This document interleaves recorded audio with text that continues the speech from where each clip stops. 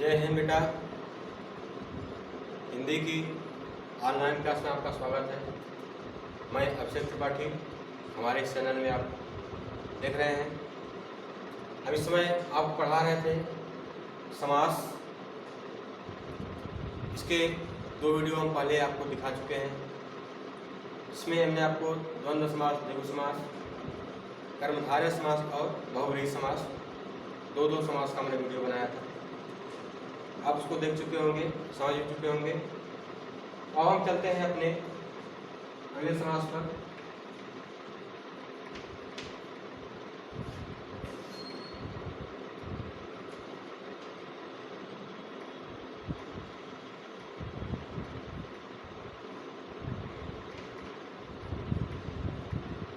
अव्ययी भाव समास। ठीक है, आपने पहले वीडियो में समास को जाना, समास क्या है, उसकी परिभाषा है, द्वंद्व समास, द्विगु समास ये पढ़े। दूसरे वीडियो में आपने कर्मधारय समास और बहुव्रीहि समास जाना, और हमने आपको दूसरे वीडियो में भी बताया था कि किस तरह से कर्मधारय समास, द्विगु समास और बहुव्रीहि समास, इन तीनों में किस तरह से कन्फ्यूजन उत्पन्न होती है और उसको कैसे हम पहचानेंगे, कौन कौन से शब्द हैं जिनमें 2 समास प्रयोग होते हैं, उसका निर्धारण कैसे करेंगे, इस पर विचार हो चुका है। अब हम आगे देख रहे हैं अव्ययी भाव समास। इसकी परिभाषा है जिस सामासिक पद का पहला पद अव्यय हो और दूसरा पद प्रधान हो। पहला पद क्या होगा? अव्यय होगा, दूसरा पद प्रधान होगा। अभी आपने जो पढ़ा, द्वंद्व समास में दोनों पद प्रधान होता है। द्विगु समास में पहला पद संख्यावाची, दूसरा पद प्रधान होता है। कर्मधारय समास में पहला पद विशेषण और दूसरा पद विशेष्य होता है। बहुव्रीहि समास में न तो पहला पद प्रधान होता है, न तो दूसरा पद प्रधान होता है, बल्कि आने वाला नया तीसरा पद प्रधान होता है। लेकिन इसमें क्या है, इस सामासिक पद का पहला पद अव्यय होता है और दूसरा पद प्रधान होता है। अब से यहाँ शब्द आता है आपका अव्यय। अव्यय क्या होता है? अव्यय की पहचान है कि अव्यय उपसर्ग की तरह प्रयोग किए जाते हैं। ठीक है, अधिकांशतः जो आपके उपसर्ग हैं अव्यय हैं। तो इसकी पहचान ये है कि अगर किसी शब्द के पहले उपसर्ग लगा हुआ है, ठीक ना, तो आपका वो अव्ययी भाव समास हो जाएगा।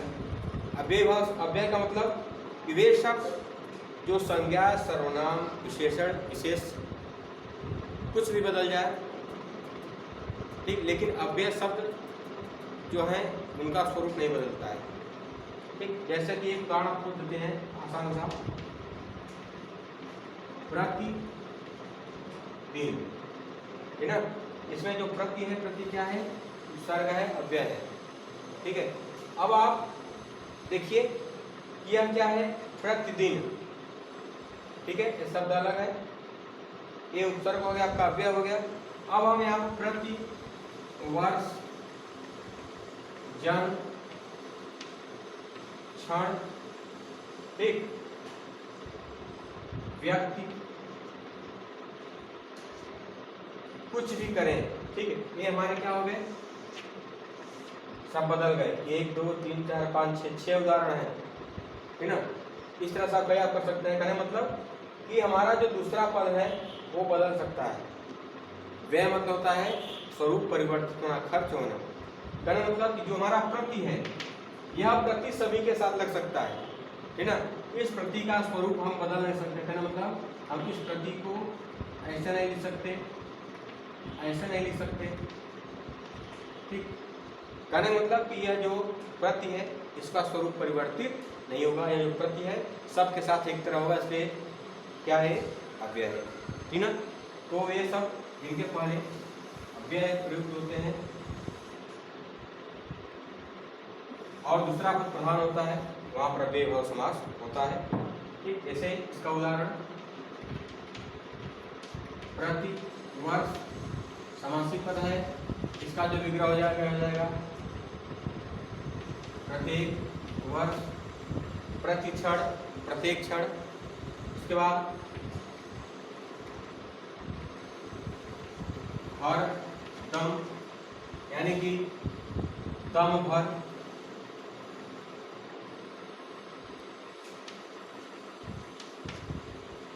उसके बाद भर पेट, यानी कि इसका विग्रह होगा पेट भर, पेट भरकर। ठीक है, तो यहाँ पर जो प्रति है, हर है, भर है, ये सब क्या है? उपसर्ग है।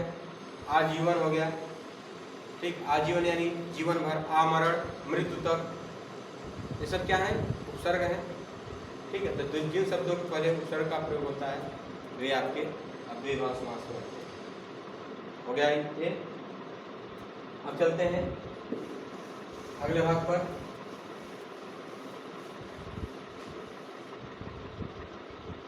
इसका नाम है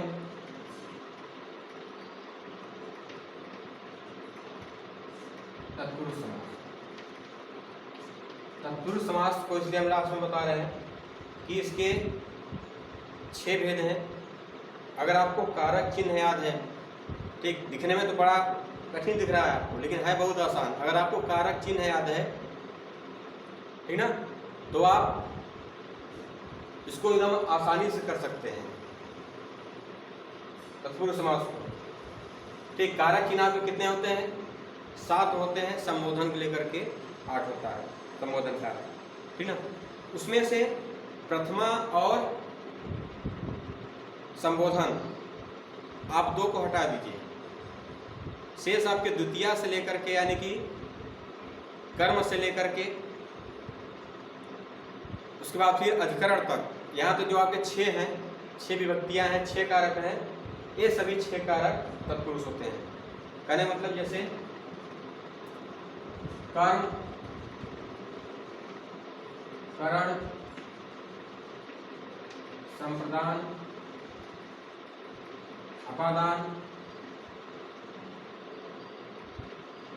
संबंध और अधिकरण, इनका कारक चिन्ह क्या है? को, से या के द्वारा, संप्रदान के लिए, अपादान, यहाँ पर से है, यह किसके लिए होता है? अलग के अर्थ में। यहाँ पर 2 चीजें आपस से अलग हो जाए, वहां पर कौन सा होता कारक? अपादान कारक। संबंध का, की, के, रानी रे नानी ने, अधिकरण में, पर, पर, इस तरह से आपके कितने हो गए? 6। 1 2 3 4 5 6। अगर आप कारक का नाम लेंगे तो यहाँ पर होगा कर्म कारक, करण कारक, संप्रदान कारक, अपादान कारक, संबंध कारक और अधिकरण कारक। और यहाँ पर विभक्ति लेंगे, प्रथमा नहीं होता है, द्वितीया होगा, द्वितीया, तृतीया, चतुर्थी, पंचमी, षष्ठवी और सप्तमी। ठीक है, कहने मतलब आप देखिए यहाँ पर। अब इस कारक चिन्ह का कोई भी वाक्य है आपका, ठीक, उस वाक्य में जो भी कारक चिन्ह प्रयोग होगा, ठीक है, वह कारक चिन्ह जिस कारक का होगा या फिर जिस व्यक्ति का होगा वह तत्पुरुष होगा। जैसे एक उदाहरण देखिए आप,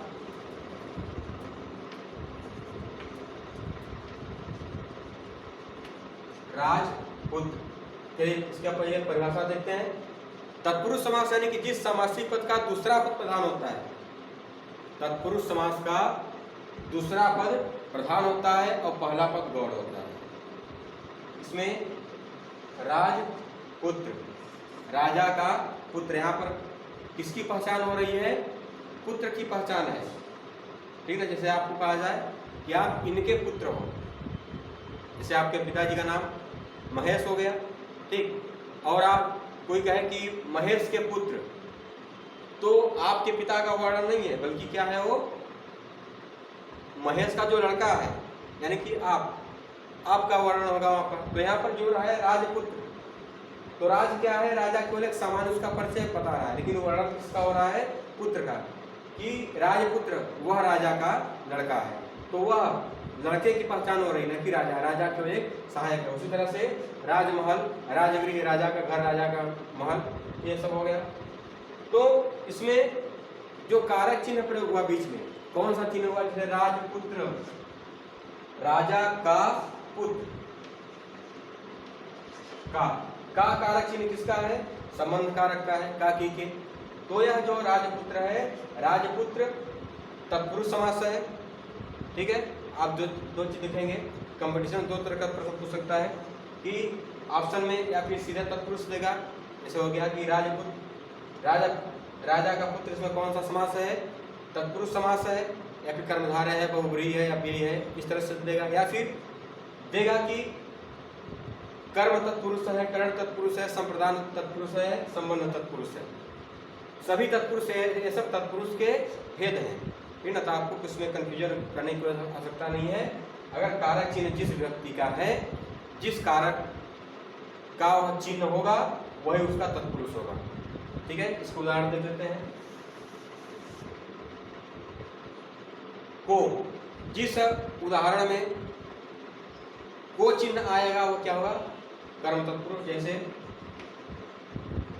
स्वर्गगत, स्वर्गगत माने स्वर्ग को गया, स्वर्गगत माने स्वर्ग को गया, तो यहाँ पर क्या है, को कर्म है।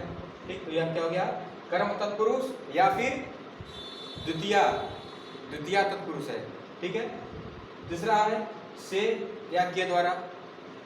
ठीक, जहाँ पर से या के द्वारा ये चिन्ह प्रयोग हो वहाँ पर क्या होगा, करण तत्पुरुष यानी कि तृतीय व्यक्ति का, तो उसको तृतीय तत्पुरुष या फिर करण तत्पुरुष भी बोलते हैं। इसका उदाहरण जैसे बाणाहत, यानी कि बाण से आहत, आहत माना होता है मारना। ठीक, तो जो बाण से मारा गया, जो बाण से मारा गया है कौन है, बाणाहत है। तो यहाँ पर जो से चिन्ह है, इसका जो विग्रह होगा वह क्या होगा, बाण से आहत। तो से चिन्ह आने के कारण यहाँ पर क्या हो गया, तृतीय तत्पुरुष हो गया। संप्रदान के लिए, जिस शब्द में जिसका विग्रह करने पर के लिए का चिन्ह प्रयोग हो, जैसे भोजन गृह। ठीक, तो भोजन के लिए गृह, भोजन के लिए गृह जो है वो क्या है, भोजन गृह है। यहाँ पर इसका जो विग्रह होगा क्या होगा, भोजन के लिए गृह। इसलिए कौन सा है आपका समास, तत्पुरुष समास है। अपादान से अलग। ठीक, जहाँ पर से का चिन्ह हो लेकिन किसके संबंध में हो, अलगाव के अर्थ में, कि वह उससे अलग होता है। से, इसका उदाहरण है ग्रामागत।